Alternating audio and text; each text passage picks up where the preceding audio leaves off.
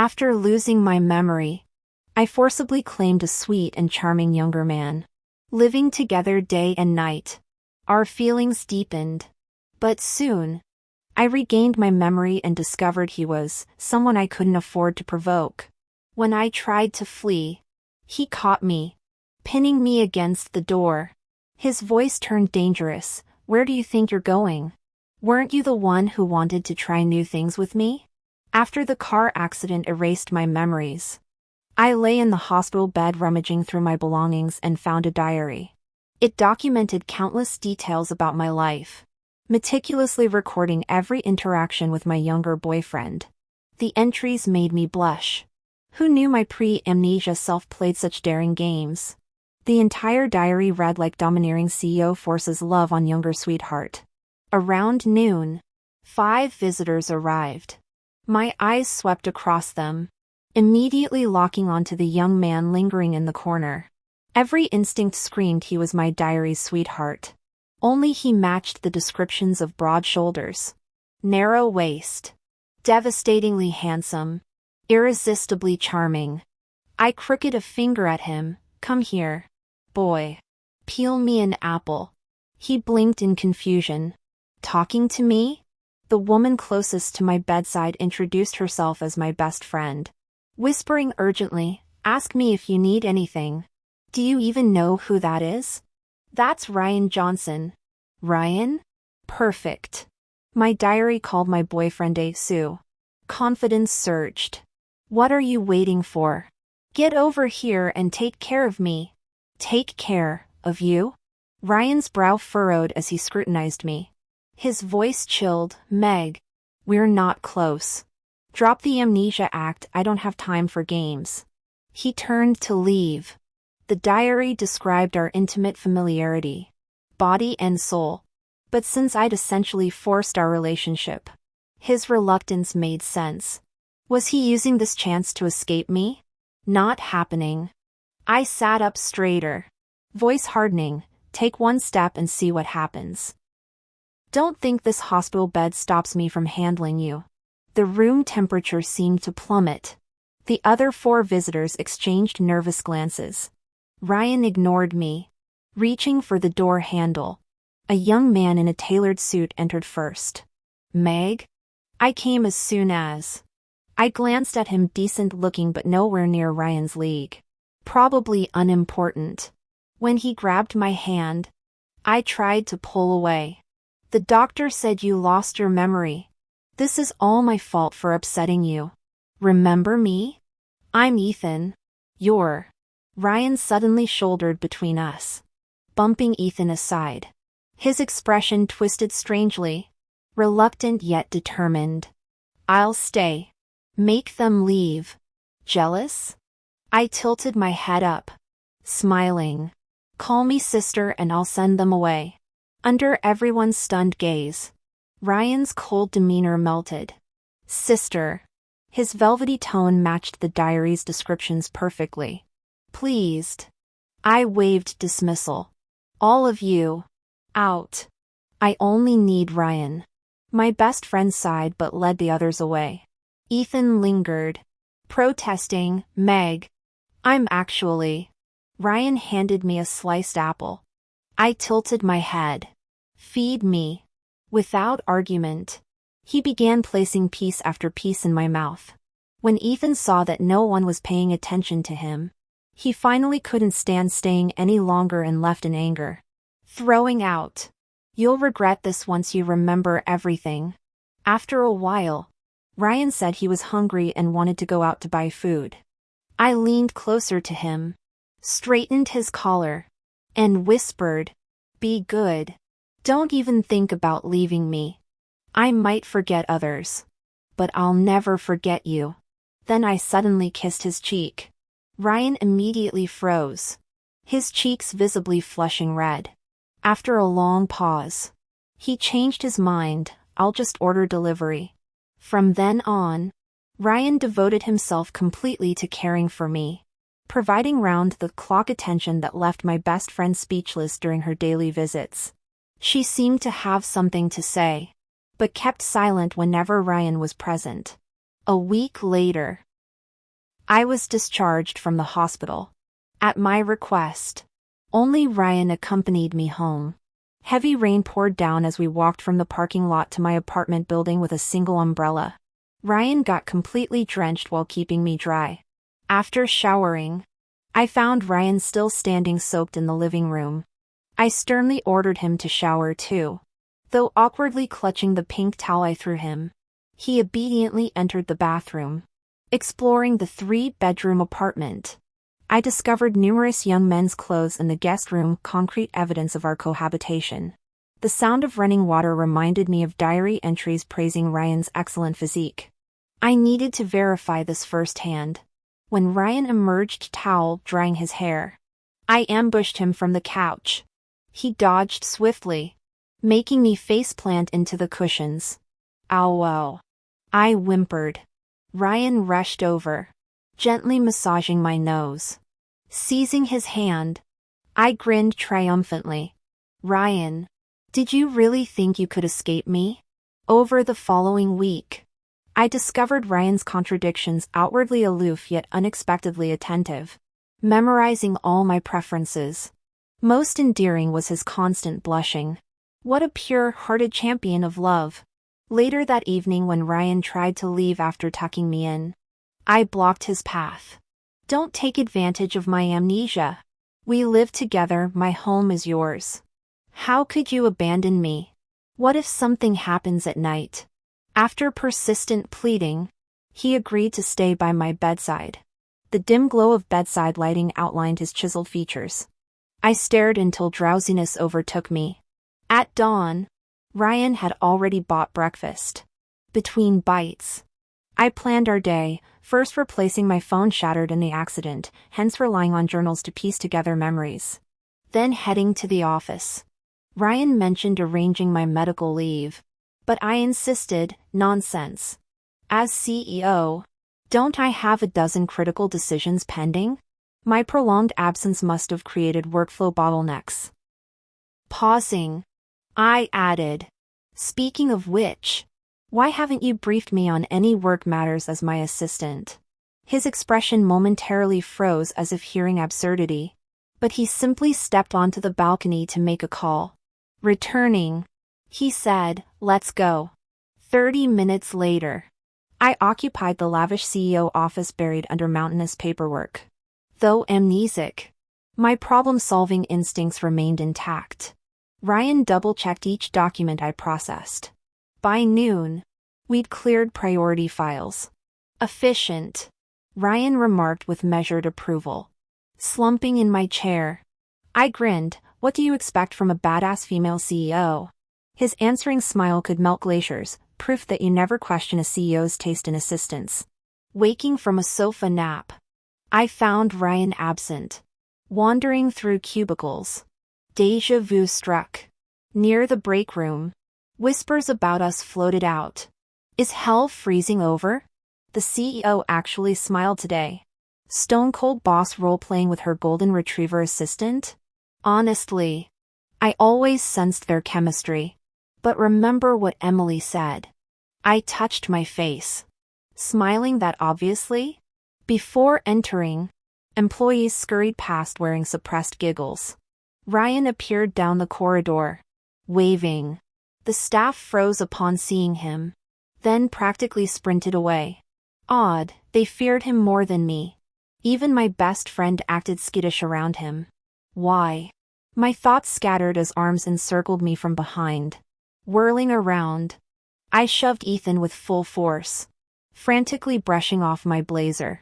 Ryan instantly positioned himself between us. Ethan staggered back, scowling. Meg, I'm here to make peace. Using him to provoke me has gone far enough. Regardless, I'm still your fiancé. What? I have a fiancé? Why isn't there a single word about that in the diary? I don't believe it. I snapped. Don't talk nonsense. How could I ever be interested in you? Ethan's face darkened further. He scoffed. You've lost your memory, so I'll let this slide. Let me remind you how desperately you used to cling to me, begging for my attention. sobbing and pleading not to break off the engagement. I massaged my temples, fragmented blurry memories surfacing until a sharp headache nearly knocked me out. Ethan kept taunting. When you remember everything, don't blame me for how you've treated. Ryan stepped between us, his voice icy. Stop provoking her. Before collapsing, I felt Ryan's arms lift me. I woke hours later in a hospital bed, unharmed but alone. Ryan had left a note saying he'd gone to get dinner. Seizing the chance, I called my best friend. After relentless prying, she confessed Ethan really was my fiancé. Our families had arranged it years ago, but he'd always resisted while I'd pursued him obsessively, following him everywhere, driving away any woman near him. The car accident happened when I'd raced up the mountain after he rejected my birthday for a sunset date with a female client, only to crash during a storm. So not only had I apparently claimed a young admirer, but I'd also spent years chasing an unwilling fiancé? Was my real life messier than the diary hinted? Ryan returned to feed me dinner. Guilt gnawed at me as I studied him. No wonder he'd initially distanced himself, never detailing our past or mentioning Ethan. He must hate this humiliating role. I mentally cursed myself. What kind of two-timing monster had I been? How could anyone with Ryan's devotion want more?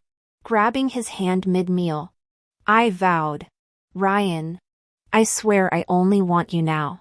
Ethan and that engagement mean nothing. His eyes flickered with surprise, though his tone stayed flat. We'll discuss this after your memory returns. Even then, you'll always be my only choice. I insisted. A faint smile touched his lips. Remember those words. Post-discharge, life stabilized. Ethan never reappeared, Ryan's doing. Presumably, and I gladly ignored him. By day, I dominated the corporate scene, plowing through paperwork and spearheading projects.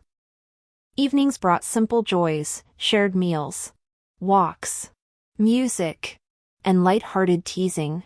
My mind grew sharper weekly, though gaps remained. But oddities emerged. Colleagues acted cagey. My best friend dodged questions, clearly bribed. Most alarmingly, Ryan began disappearing for unexplained errands. Rereading the diary, I frowned. Who journals exclusively about romantic drama this intense and explicit? Time to demand answers. After ruling out Ryan, Ethan, and my best friend, I finally focused on the target, Emily Davis. I found Em at a downstairs cafe near quitting time, seated across from Ryan. Ryan's expression remained icy and unreadable as he spoke continuously. Em listened and responded with relaxed ease, her bright smile indicating a pleasant conversation. Though technically my secretary, she interacted more frequently with Ryan due to their similar ages and striking compatibility. I'd previously overheard office gossip about them and even encountered their shippers. Choosing not to interrupt, I observed from a corner. Soon they both stood to leave. Simultaneously, my phone buzzed with a text from Ryan, handling something. Head home alone, stay safe. This marked the first time he'd left me at work unattended in weeks. An odd ache spread through my chest. Normally not the overthinking type, I couldn't help wondering, who was he with? What required such secrecy? Why the vague explanation? I returned home alone, only to freeze at the doorway. My pristine living room lay cluttered with unfamiliar belongings. A college-aged guy lounged on the sofa eating popsicles, wearing pajamas that fit him perfectly, the same set from my guest room. Connecting this to Ryan's recent discomfort with that bedroom, realization struck. Had this guy been the real occupant all along? My mind reeled. Had I become some domineering CEO who'd coerced a younger man, simped for a fiancé, and secretly housed a college student? Was this what powerful career woman meant? Talk about eventful. The stranger turned, puzzled by my stare. Why you looking at me like that? Sis? Creepy much? I zeroed in, sis? What kind of brother are you? He sauntered over grinning. Dumb question. Want me as your big bro instead? Fine by me. In your dreams. I smacked his back instinctively, our banter and physical ease suggesting years of familiarity. Through questioning, I confirmed he was Lucas Wilson, my biological younger brother home from college for summer break. The guest room and its wardrobe belonged entirely to him. Your phone's been dead for weeks. He accused. Did you block me? Broke it. I fibbed, steering him to the couch. Perfect timing, I need info. Before I could ask about Ryan, the door opened. Luke immediately brightened at the sight of Ryan. Ryan! Since when do you come here? His poorly concealed excitement hinted this visit was unusual. Ryan grunted acknowledgement, carrying grocery bags straight to the kitchen. He washed strawberries for me before directing Luke to assist with dinner prep. My brother complied eagerly while I lounged, savoring the novel pleasure of two men cooking for me. At dinner, Ryan mentioned he'd briefed Luke about my amnesia. My brother's gaze now held new wariness whenever our eyes met. So you lost your memory. Never thought amnesia would fix your terrible taste in men. Guess every cloud has a silver lining. Stop complaining. You should be thanking your stars Ryan took you back. Don't screw this up again. Mom and Dad are counting on you to keep Ryan. My own brother Luke kept ranting like Ryan's personal hype man. When I asked about other parts of my life, he started dodging questions. That's when I realized Ryan had pulled Luke into the kitchen earlier to coach him. They're hiding something. Everyone's hiding something. At 8 p.m., Ryan tried putting me to bed like always. I clung to his hand until he sat by my bedside, ignoring Luke's raised eyebrows when we closed the bedroom door. Lying there watching him, my swirling doubts quieted. Whatever they're keeping from me, I knew it wasn't malicious. Half asleep, I felt Ryan slipping his hand away. My fingers tightened then relaxed. He needed to leave. I'd originally banished him to the guest room, but with Luke crashing on the couch. Your place far? I mumbled, fighting sleep. You'll pick me up tomorrow? Drive safe. I added softly. Ryan answered each question before opening the door. Luke tumbled in, having clearly been eavesdropping. All set up in the other room. Bro, he announced, slinging an arm around Ryan. Ryan shrugged him off. I shot Luke a thumbs up from bed, patting the mattress. Or you could stay here. We're way past formalities. Though he'd built immunity to my teasing, Ryan still flushed slightly. Meg. You. He trailed off, defeated by our sibling tag team. After Ryan left, Luke stuck his head in. All talk no action. Sis. Can't close the deal? Get lost. I hurled a pillow at him. The following weeks blurred between home and office. As CEO, I couldn't afford distractions. The tycoon in tycoon romance actually means workaholic. My memory quest got buried under spreadsheets. Until the wedding invitation arrived. 2 college classmates marrying at our alma mater's hotel. Perfect memory, jogging opportunity. Ryan insisted on accompanying me, not that I could refuse. At the venue entrance, I shoved a face mask at Ryan. No upstaging the bride. His stupidly perfect bone structure needed containing. We lingered near a table where a Zhao Qianqian held court. Can't believe Meg showed up. She's like a different person now. I slowed to eavesdrop. Ryan hovered silently behind me. Mask still on. What was she like before? Others asked.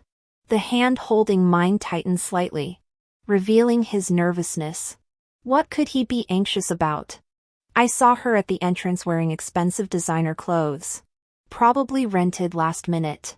Remember how she always took part-time jobs in college but couldn't even afford a decent bag?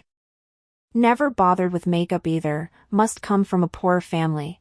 Noticing the table's growing interest, Zhao Qianqian intensified her malicious gossip with dramatic flair. She's always been a simp for men, wasting all her earnings on them. What did that get her? Pathetic. Wait. Didn't she date some hideous guy after graduation? Anyone seen him? The man next to her hasn't removed his mask all night. Could that be, ha ha ha?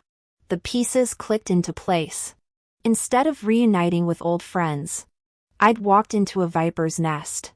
Amnesia might have erased my memories, but every poisonous word from Zhao Qianqian's lips rang false. My fingers itched to slap that smug face, but wedding etiquette restrained me. I glanced at Ryan, worried he'd take offense. His gaze never strayed from me, shoulders relaxing as if relieved by something. Maintaining perfect composure, I guided Ryan to our seats. The gossiping classmates fell silent, exchanging uneasy looks, all except Zhao Qianqian, who kept staring at Ryan's masked face with open disdain. Who wears masks at banquets? Must be disfigured. Should have stayed home if contagious. Insult me all you want. Mock Ryan? Unforgivable. As I nearly lunged across the table, Ryan's warm palm settled over my clenched fist. Badass female CEOs don't waste energy on idiots. He murmured, eyes crinkling with hidden laughter. When Ryan stepped out to take a call, his strict no-alcohol order hung over me. The moment he disappeared, I grabbed a wine glass. One drink later, fuzzy warmth spread through me as excited squeals erupted from the next table. There's this crazy hot guy outside. Let's get his number after liquid courage. Even Zhao Qianqian joined the hunting party. No guy resists me, she bragged, reapplying lipstick. Stumbling into the courtyard for air, I froze. There stood Ryan under golden lamplight, mask removed, talking with Emily. My assistant handed him a document bag, her laughter tinkling as he held her car door open. Why were they meeting after hours? The champagne in my stomach turned to acid. I marched over, snatching the bag.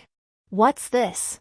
Before he could answer, giggling whispers pierced the night. Found him. That's the hottie. Let's take him home.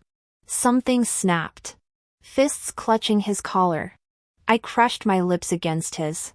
Moonlight bathed our tangled shadows as the world faded until Zhao Qianqian's shriek shattered the moment. You, Meg? Though I'm not easily embarrassed. Being stared at so openly made it impossible to keep kissing. Reluctantly pulling away from Ryan, I bit my lip and leaned against his chest. His heart pounded wildly, clearly. I'd startled him too. Tugging his sleeve, I cooed. Let's finish this later. Okay? Before stepping back, I shot Zhao Qianqian a venomous glare. The crowd around us gaped at our public display, their collective heartbreak almost audible. Smirking, I readjusted Ryan's face mask. No free shows today. Zhao Qianqian tried blocking my path. Disbelief etched on her face. Ignoring her completely, I dragged Ryan toward the hotel. During the reception toast, the bride pulled me aside. When I casually brought up college memories, she glanced between Ryan and me before patting my hand. Why dwell on the past? Cherish what's right in front of you. I forced a polite smile, pretending to understand. After the event, we strolled through familiar streets without taking the car. Ryan draped a new coat over my shoulders. He'd asked Em to deliver it. Worried I'd catch cold, a sedan soon pulled up beside us. Zhao Qianqian leaned out the window, sneering. No car? All that looks wasted on a broke nobody. Enough. Peering at her driver, I mirrored her mocking tone. People said you dated a troll after graduation. I didn't believe it until now. Yikes. Furious, she jumped out to confront me. Mid-shouting, her boyfriend answered his phone, uttered a few grunts, then drove off without her. As she scrambled after the car, Ryan remarked, "That's our company driver." I assigned him an urgent task. We walked hand in hand until finding Zhao Qianqian again, shivering in her cocktail dress and stilettos, desperately tapping her phone for a ride. Ryan added, "She won't get a taxi. The hotel staff will ignore her too. My lips twitched. Alpha female CEOs don't stoop to idiots level. He said it calmly, but triumph surged through me. We retraced my old haunts, the campus. Food stalls. Parks. Remembered nothing. Ryan grew quieter with each step. When I pressed him, he admitted, "I know these places could jog your memory." His pause lingered. "But I don't want that." "Why?" He stayed silent. That night, dreams haunted me, versions of Ryan who glared coldly, recoiled from my touch. My gut whispered, this is the real him. Did I hurt him before? Force him? Break him? So that's why he didn't want me to regain my memories? My gradually recovering moral compass told me that forced possession was wrong. Yet after months together, I'd grown increasingly dependent on Ryan. I loved his smiles, his hand holding mine, our daily routines of working and playing together. I craved the warmth of his embrace and the softness of his lips. Life without him became unimaginable. After waking from a dream, I made a crucial decision. I'd give Ryan true freedom and respect. I'd win his genuine love through sincerity until he chose to stay willingly. My attitude toward him transformed completely afterward. No more inappropriate flirting, I treated him as a real assistant. Acknowledging his work. I stopped monitoring his interactions with female colleagues or demanding constant proximity. Channeling my energy into the company, I embraced my domineering CEO persona. Surprisingly, I discovered genuine talent for business. Several projects I spearheaded succeeded spectacularly. At the celebration banquet, Ethan reappeared after a long absence. Holding a drink, I moved to confront him about dissolving our engagement. My heart belonged solely to Ryan now. But after 3 steps, Ryan intercepted me, gripping my wrist. He dragged me down a corridor and shoved us into a random room. Pinning me against the door, he demanded fiercely, "Going to Ethan? Did you remember something? Is this why you've been avoiding me?" His uncharacteristic intensity stunned me. Blinking in confusion, realization suddenly struck. "Ryan, are you actually jealous?" My suppressed playfulness resurfaced instantly. Seizing the opportunity, I reversed our positions against a storage shelf. Standing tiptoe, I fisted his collar while patting his cheek. We never finished that kiss. Did we? The shelf collapsed beneath us like shoddy construction. My head slammed against the wall as we crashed down. Dizziness overwhelmed me as unfamiliar yet familiar memories flooded in. The truth struck like lightning, I wasn't some alpha CEO. And Ryan wasn't someone my parents, or even the entire Smith family could afford to cross. Scrambling off him, I tried fleeing. Ryan caught my ankle, lounging casually on the debris though dangerous intensity burned in his eyes. "Where do you think you're going?" Disaster. The diary I'd relied on?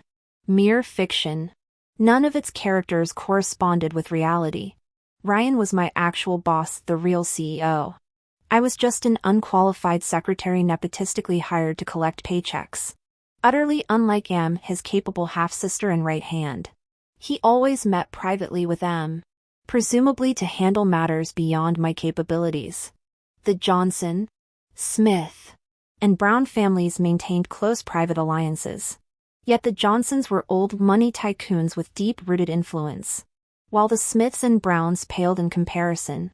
Having always followed the Johnsons' lead, Ryan stood as the most exceptional among the younger generation, strategic, resourceful, and ruthlessly efficient. Taciturn, rarely smiling, stern and unyielding, he bore 80% resemblance to those unapproachable CEOs from novels. I feared him. The entire company feared him, except M. Yet here he stood gazing at me, eyes crinkled with warmth, his tenderness starkly contrasting the icy demeanor I remembered. Why would he deceive me, orchestrating this company-wide charade? Why indulge my every whim? Could he truly? No. Impossible. This was Ryan, the perpetually single magnate adored by millions. How could he possibly? Wait. But I'm stunningly beautiful and accomplished. Him falling for me isn't completely absurd. My circular reasoning gave me migraines until I abandoned the mental gymnastics. Ryan noticed my unease. Your hands are freezing, he murmured with concern. Freezing? After discovering this colossal misunderstanding while facing the terrifying big boss? My entire bloodstream had turned to ice. Words failed me. All flirtatious courage deserting my tongue. Claiming stomach cramps. I fled the victory celebration. Slinking home like a scolded puppy. Ryan continued his usual caretaking, fetching water. Massaging my aching abdomen. Soothing me with gentle words. My fear of him now warred with terror of losing him. Unable to reveal my regained memories. I kept playing the domineering female CEO role. Memories and reality tangled through my sleepless night. Next morning, I discreetly arranged to meet Ethan at a cafe. Seeing him post-memory recovery felt surreal. Years ago, he'd saved me from drowning. An act that bound me to relentless devotion despite his womanizing ways and blatant disregard. I'd exhausted inheritance funds. Worked multiple jobs buying him gifts. Abandoned my Ivy League dignity to be his errand girl, all while friends and family pleaded for intervention. My car crash hadn't been about jealousy, but rushing to deliver wine for his romantic rendezvous under his incessant badgering. Even in the pantheon of pathetic devotion, my actions ranked spectacularly deranged. No wonder my best friend, Luke, and the entire company conspired with Ryan to maintain the facade. Now I realized my obsession stemmed from gratitude and hero worship, not love. Being with Ryan taught me love should feel joyful, effortless, and warm, a conscious intoxication blending strength with reverence. An ineffable tenderness. Ethan smirked across the table. Ryan's nothing. Did he think transferring me could separate us? I know you still. His hand crept toward mine. That practiced seducer's move that might have worked before. But post-crash clarity revealed his staggering arrogance in expecting my continued infatuation. Zhao Qianqian, my former rival in chasing Ethan, had been right all along. Love addiction destroys. I yanked my hand back. Let's terminate our engagement. I slammed the pre-prepared agreement onto the desk. Ethan's smile froze instantly. You're serious about this? Dead serious. Let's get this over with. After prolonged persuasion, Ethan finally scrawled his signature on the document with visible resentment. Before leaving, he sneered with misplaced confidence. You'll regret this. Oh, I did regret. I regretted not having amnesia sooner to drain all that emotional baggage from my mind. I'd tasted the thrill of being a domineering female CEO. Experienced genuine affection. Whether conquering the corporate world or matters of the heart. Both brought profound satisfaction. Why would anyone choose to be someone's simp? Immediately photographing and duplicating the annulment papers, I distributed copies to both the Smith and Brown family elders. With that chapter closed, only one problem remained facing Ryan. My parents had thrown me into Ryan's corporation, expecting him to keep me in check. Their scheme worked perfectly, both before and after my memory loss.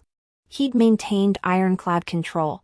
Returning to the CEO's office now, I squirmed in my leather chair like it was electrified. Ryan entered moments later carrying multiple bags of my favorite pastries. I approached him with our usual banter, but carefully avoided any flirtatious remarks. During work discussions, I meticulously followed his guidance instead of making unilateral decisions. His sharp eyes immediately noticed the behavioral shift. Where's your usual firebrand attitude today? I flashed an innocent grin. Sincerity is the ultimate weapon. Multiple times I braced for confrontation, but he let each moment pass without comment. When Ryan's birthday approached, I recalled last year's celebration, him silently eating the convenience store cupcake I'd half-heartedly bought before working through the night. This year, He stunned me by requesting vacation time for a joint trip. With our major project completed, relaxation seemed warranted. I had no reason to decline. Our seaside getaway featured private villas and lavish seafood feasts. For 3 days I alternated between gluttony and slumber in our suite. Ryan indulged my lethargy without complaint. On the 4th day, sunset painted the beach in gold as we strolled along the shore. Salt-kissed breezes carried distant laughter while waves orchestrated their eternal rhythm against the luminous horizon. Bathed in this cinematic atmosphere, Ryan seemed to radiate irresistible magnetism. Heart pounding, I stopped walking and looped my arms around his neck. "Ryan," I whispered, voicing the question that had haunted me. "Do you truly love me?" He carted fingers through my wind-blown hair, affection warming his gaze. "Absolutely." "How much?" I pressed. "What if I changed? What if our circumstances changed?" Ryan lifted me effortlessly, his answer resonating in the space between heartbeats. "More than you'll ever comprehend. Regardless of anything." After our seaside kiss, he carried me back toward the villa, resting my cheek against his shoulder. I murmured near his ear, "Take me to my room." The charade had become unbearable. I needed to confess my regained memories. Ryan's steps faltered momentarily. To my astonishment, a blush crept across the face that rarely betrayed emotion. My entire ear burned hot. Before I could return to the villa, my phone rang at the worst possible moment. My parents called saying Ethan had gotten into trouble. What could possibly happen to Ethan? Whatever it was, I couldn't care less. But since my parents reached out, I reluctantly cut my vacation short and rushed to the hospital they mentioned. Outside the hospital room, Ryan stopped me. "You go in," he said, though his grip on my hand remained tight. His poorly concealed tension radiated through his fingertips. Was he worried I'd reignite old flames with Ethan? If only he knew how unnecessary that fear was. I secretly smiled and hugged him. 3 minutes. I promised. I'll make it quick. The private suite contained both our parents in the sitting area. I marched straight to the inner room where Ethan lay surrounded by nurses. He immediately set down his half-eaten fruit, exaggerating his frailty. "Meg, you came. I've missed you so much," he rasped. "This injury, it's all because of you. But don't blame yourself. Just stay and take care of me. Your presence alone will speed up my recovery." I already knew the truth from my parents. He'd gotten a leg fracture from the carved photo frame my father threw when Ethan came begging to restore our engagement. Yet here he was, spinning it as some noble sacrifice. When I remained silent, Ethan's face crumpled. "Aren't you worried at all?" he pleaded, clearly expecting the girl who once fretted over his paper cuts. I pulled up a chair. "Not even a little. I was wrong before," he pressed on tearfully. "You've always been the one. Let's start over. Remember when I saved you years ago? Even then, you meant more than my life." The nurses dabbed at their eyes, moved by his performance. I coldly stated, "I'll cover all medical expenses and hire 2 caregivers. State any other reasonable demands." Ethan gritted his teeth. "I saved your life. You owe me. Are you trying to guilt-trip me?" I snorted. "Let's be clear, if anyone lacks morals here, it's you." Checking my watch, I stood to leave. "Wait," he snapped. "You think Ryan actually loves you?" His sneer followed me to the door. "What makes you believe someone like him would settle for you?" I turned slowly. "None of your damn business." The truth about Ryan's feelings had become undeniable. His deliberate distance over the years, the hidden kindness beneath harsh words, the subtle protections, all the puzzle pieces finally fit. I'd simply been too blind to see them before. Our parents offered no resistance as I left, merely raising 8 approving thumbs up. They'd clearly orchestrated this farce for closure. I found Ryan around the corner with his secretary, reviewing documents, waiting until she left. I stepped forward. He showed no surprise. Having anticipated my presence and that I'd overheard everything confirming his true identity, we sat side by side on the steps. He asked, "Everything settled?" I replied, "Completely." He said, "You regained your memories long ago." I countered, "And you knew I had." 2 bursts of laughter followed. Never imagined confessing everything would unfold in such tranquility. After leaving the hospital, Ryan said, "I need to handle a contract overseas. Could be a week, maybe a month. Flying out tonight, take care of yourself." He brushed a light kiss on my forehead. His gaze profound yet tender. "I've remembered every word you said." He added, "And I'll never forget my own promises. Wait for me." A month passed without Ryan's return. Though we maintained daily calls updating our routines, I quietly resigned from his company. With my parents' support, I established my own firm. Why waste such talent? Being a domineering CEO wielding power in the boardroom felt exhilarating. When Ryan finally returned and discovered my escape, he rushed to my home only to find locked doors. That evening, we collided at a charity gala. He demanded explanations about my ambitions. I declared my refusal to be a lovesick fool. I'd chosen to become a powerhouse. His response? Hoisting me over his shoulder and depositing me on his bed. He kept me confined for days, threatening to bankrupt my company if I disobeyed. Lazing sore-limbed in bed, I complained to my best friend. She fumed. I sensed Ryan's special feelings for you years ago. Helped him because of that, never realizing how deep his schemes ran. This is payback for how you treated him before. Hold on. I'm coming. My expression shifted instantly. Don't. I'm comfortable here. Ryan had willingly participated in our charades all along. Why seek vengeance? That gala incident? Merely him handling my drunken clinginess. His bankruptcy threats covertly taught me corporate warfare strategies. If truly unwilling, I'd have called the police days ago. This? Simply power plays between 2 tycoons flavored with personal spice. From the living room, Ryan's voice carried, "Breakfast's ready. Coming down. Or shall I carry you?" My friend fell silent before deadpanning. "Wow. Luring singles in just to flaunt your romance?" Thank you all for the company. Your support fuels my passion for sharing these sweet romance stories. See you next time.